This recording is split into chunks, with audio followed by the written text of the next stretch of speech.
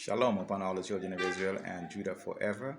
I'm doing this short video to give you an introduction of the first documented mention of St. Lucia, or the true name, which is Uwanalu, in recorded history.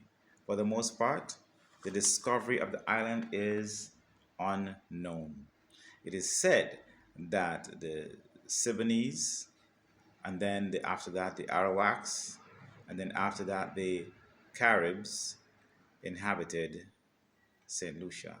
However, not only St. Lucia, but all of what is called the Lesser Antilles, from the islands as north as Guadeloupe, all the way down to as far south as South America, Venezuela to be exact, and all the islands in between, about 9 or 10 islands in between, are mentioned to be inhabited by so-called Caribs, Arawaks, and Siboneyes or Tainos.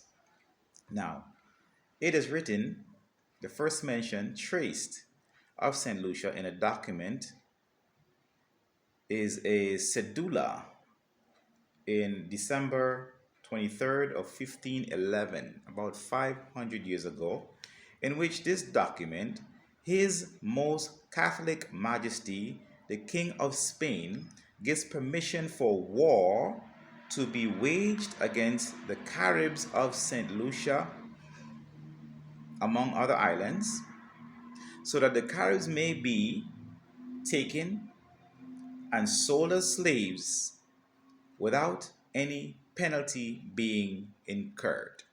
That is the introduction of the first document ever written concerning the island of Oahu, or Hiwanura, another indigenous name by the Caribs, so-called Caribs, uh, who never called ourselves Caribs.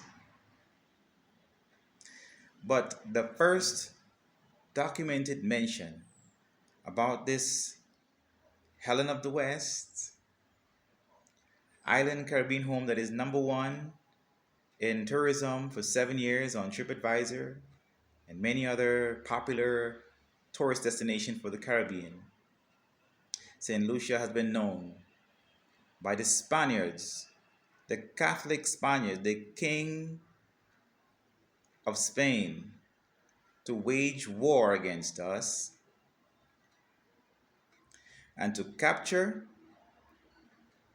to imprison or enslave, and without any penalties being incurred. Meaning that anyone who comes and destroy this community of indigenous people will be rewarded by the King of Spain. How's that for shalom upon all the children of Israel and Judah forever?